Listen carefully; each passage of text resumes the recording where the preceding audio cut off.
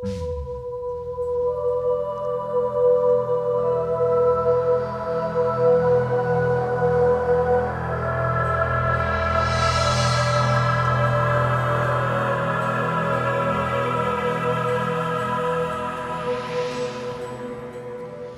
really happy to be here with John Ashton of the Psychedelic Furs formerly, and now with a new project called Satellite Paradiso.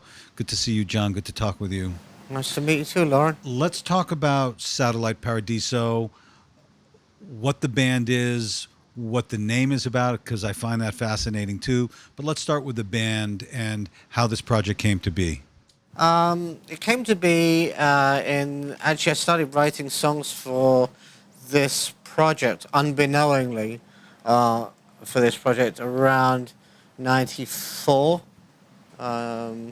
when the Furs were on hiatus. Richard was making a solo album and I started writing songs with the I guess with the intention that they would become Furs songs, and so and then life happens, you know. So I was writing, and I was up in a cabin up in the woods in Bearsville, and I had no internet. Well, there was no internet then, really. I had no cable TV. All I had were records. So I listened to a lot of records. And my wife, Catherine, was away at the time. Her mother was ill, so she was spending a lot of time away from home down in Virginia, and I was on my own on what to do. So I built myself a studio. I always had a studio, but I really cobbled one together and started writing songs in earnest. I started, like I say, writing, listening to a lot of records, walking around with an acoustic guitar around my neck pretty much, 12 hours a day, and a little pearl recorder, and, doing it the old-fashioned way.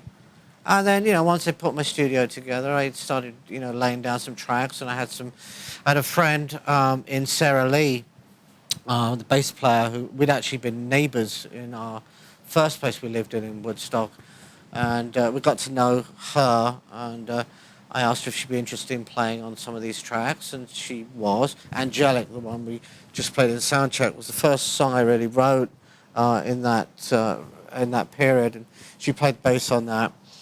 And then she also introduced me to Gail Ann Dorsey around that time. We became friends, and I asked Gail to if she would be interested when Sarah wasn't around, if she would play on some tracks. And it kind of mushroomed from there, really. I just basically asked my friends who were around, not doing anything at the time, if they would be interested in playing on this, just to see what would happen. And then it kind of morphed into like a real project. Probably about 2 or 3 years ago, I got in touch with Roger Morris and Duncan Kilburn from the Furs. From the old Furs lineup. They played on the first 2 records. Asked if they'd be interested in playing, and then it just kind of like came about from that, really.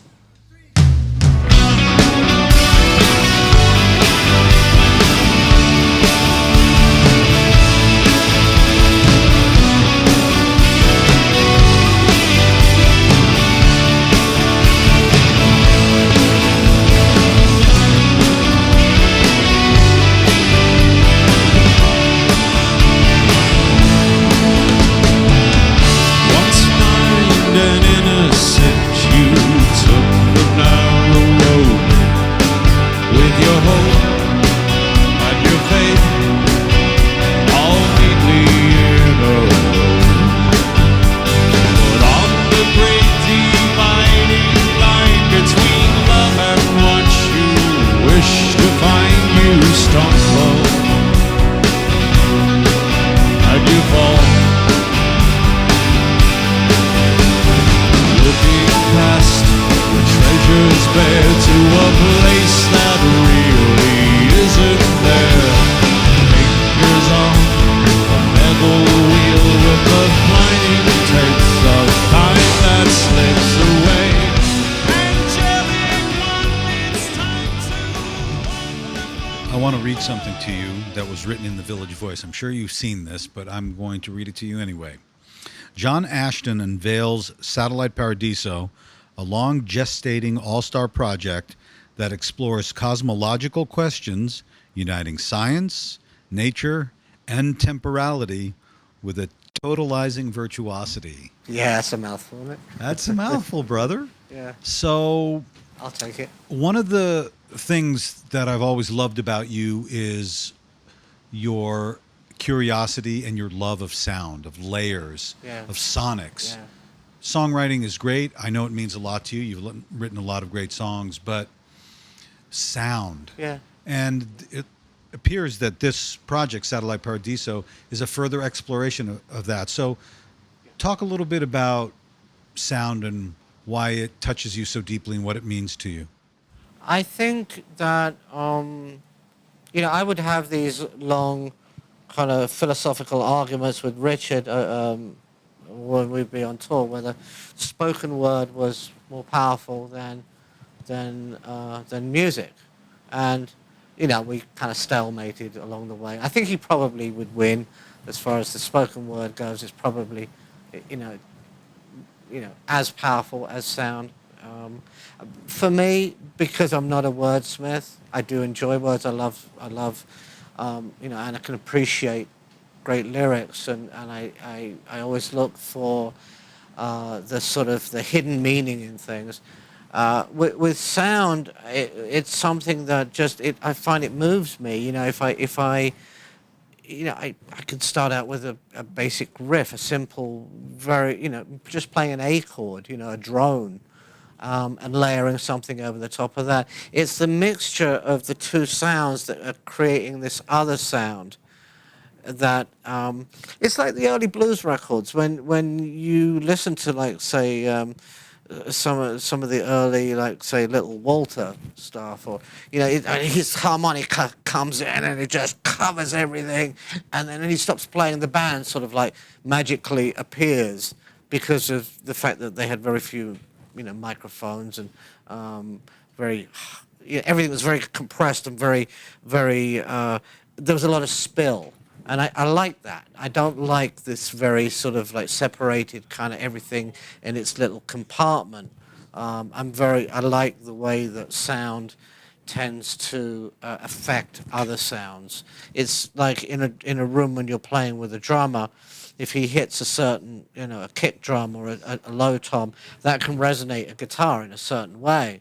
And I'm sure that has a lot to do with how some of the greatest records were made. It was this kind of amalgamation of sound. So, without kind of, getting too, sort of self-important about the whole thing, I just enjoy layering sounds. I'm not saying maybe, I don't use a ton of loops. I can, but I tend to just record stuff and then record stuff again, and see where the magic is. After 3 or 4 guitar overdubs, you start to kind of get this other thing that happens, and then as far as the second, to address the second part of the question, the cosmological factor in all of this is, I became very interested in science and nature and the great beyond. At a very early age, I read, I tried to read a lot of like the sort of the Greek myths, and nowadays it's Percy Jackson, but back then it was it was a little different, but to me it all kind of ties in. We've been looking up at the heavens, ever since we basically could look up. We've been making sound as humans ever since we could bang 2 rocks together or 2 sticks together, and all the while we never looked at our. I guess we could never really look at our planet until we went up to space, and there's that one famous picture where they were on their way to the moon. It was Apollo 11 or something.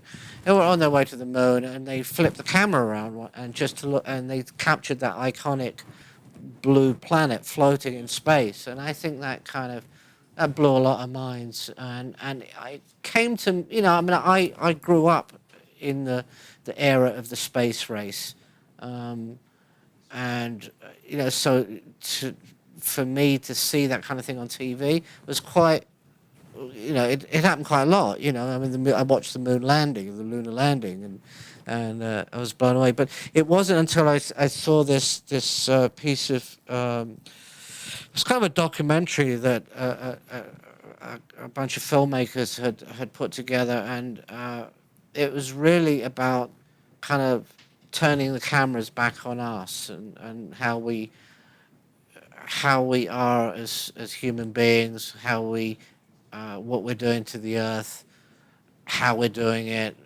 for what reasons. And if you look at the earth from space, all the ugliness is really quite apparent. You can see the beauty of the Amazon River weaving its way through South America, but then you look at like the diamond mines and the gold mines where they've basically just trashed entire areas the size of New York State, and like so I guess I just kind of got a bit of a little bit of a hippie in me or something since I've moved to Woodstock. Night falling, I see Apollo rise, and in the heaven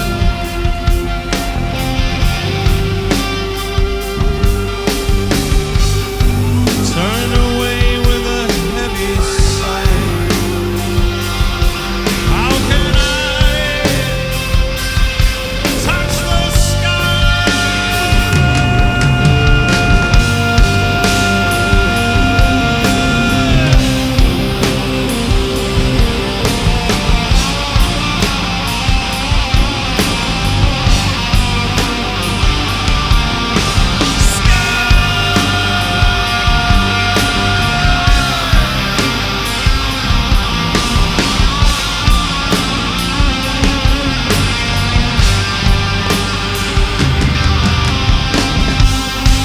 I lay back in my seat and dream. No way of knowing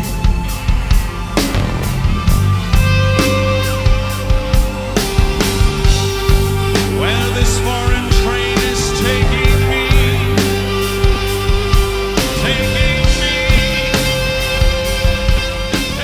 In reading about you and what matters to you, clearly what you talked about, the earth and the heavens, and your perception of why we're here and trying to figure that out. I know that's something you've pondered for a long time, as we all do, trying to figure out what it's about, what the point is.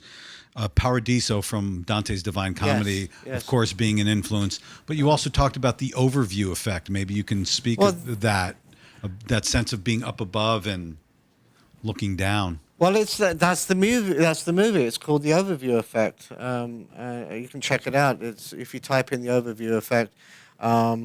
They've been trying to make that movie for a while, and they've been trying to get people interested in looking at what we do as a species, and just to really kind of make people understand, that we are, we have this one planet, this blue planet floating in space. That, we have, we look at the craziness that goes on in this world, and if we just kind of stopped for a minute and stepped back, and could just kind of look and say, wow, like how insignificant all this other stuff really is. I mean, obviously, things like, mining and fracking and and all the other things that go on in this world to kind of generate money or generate work or whatever.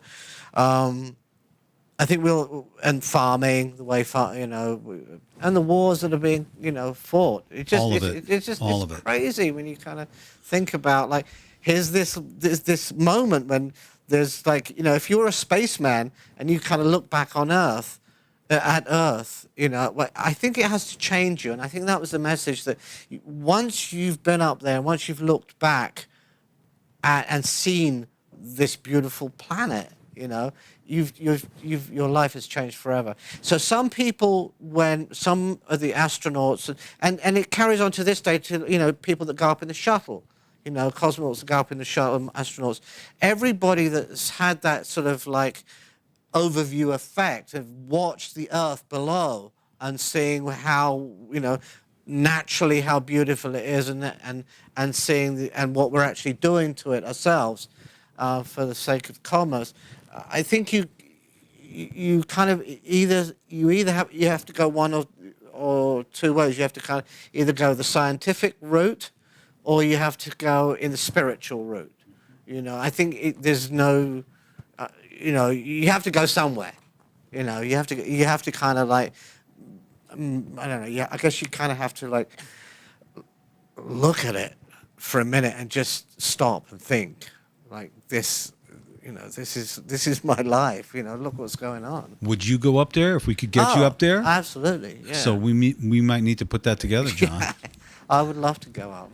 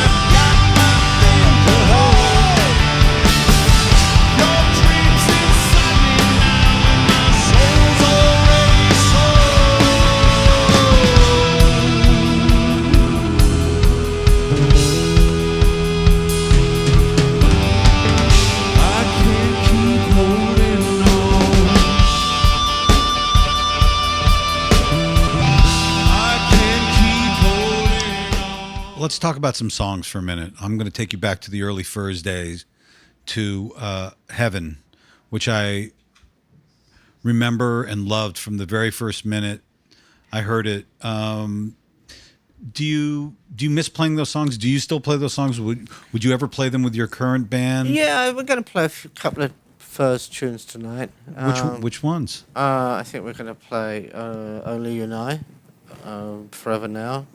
Nice. Amongst others. Wonderful. Yeah, I mean, it's part of my legacy. So, also, we only have one album right now, so that's not long enough. So we have to play a few extra songs, and so we thought we'd play some Furs stuff. Wonderful. Talk to me about the new single, Angelic. I think it's the song that most or best represents where I came from as a musician, playing, writing songs with the Psychedelic Furs, and sort of where I hope to be going. But it's definitely a nod in that direction. It's got a little bit of the Pretty in Pink kind of feel to it. The chord changes. Not purposely. I kind of did set out to sort of, in a roundabout way, try to capture that feel of like what it's like to play those 3/4 chords, and they're similar, but they're switched around so that you can't really, you wouldn't be able to play one on top of the other, as it were. But Heaven was a song that I think I put the guitar on that after Tim and Richard had sort of come up with the main sort of vibe for the song, which was sort of a descending bass line. And, I think it kind of makes the song, really, No question. But if you do say so yourself. it's a favorite of a lot of people. Yeah. It definitely has a great feel to it. You have this very interesting perspective. You have been around playing music for a long time, producing other artists, being in the world as a musician. And you also have the perspective of having had notable success early on. And what have you learned over that time about the celebrity factor, if you will, how it affects or taints music making, and what do you see now as a global perspective, having lived through all of this, where music is now and your place in it? Well, well, there's an overview effect for that too.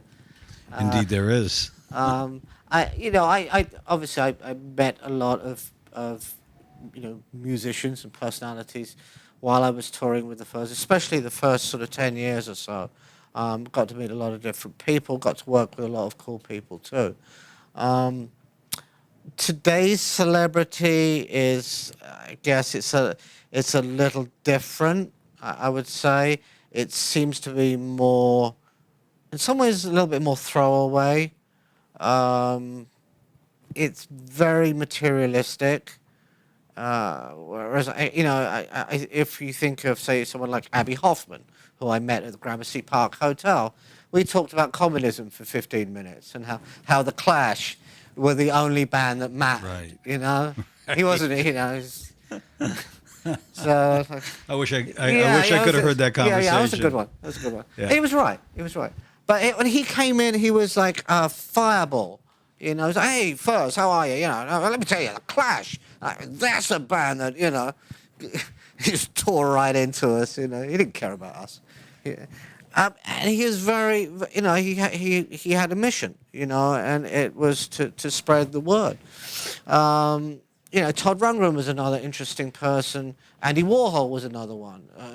Andy was kind of more manufactured because he kind of manufactured himself in his own way. I remember going to the factory and hanging out, looking at the paintings, Yeah. and being somewhat underwhelmed by a lot of them, Do you miss all of that? I do, yeah. I miss having art in my life 360. Mm-hmm. These days I'm unable to pursue a career where I can play every night if I want to. I try to play as much as possible, but it's very difficult. Life is different for me now. It's good. I have 2 wonderful children, a wonderful wife. I have a home up in upstate New York, and that takes up a lot of my time. I don't have time to fix the house that's falling apart around me. None of us do, John. I have to find ways to bring money in. So it's not as carefree. I can't just sort of sit back and go, oh, when that advance rolls in from the record company, I'll get to make a record, and maybe we'll go away for a couple of weeks and we'll try and find some inspiration, somewhere. It's the reality is different now. I'm very happy that you're back with this project.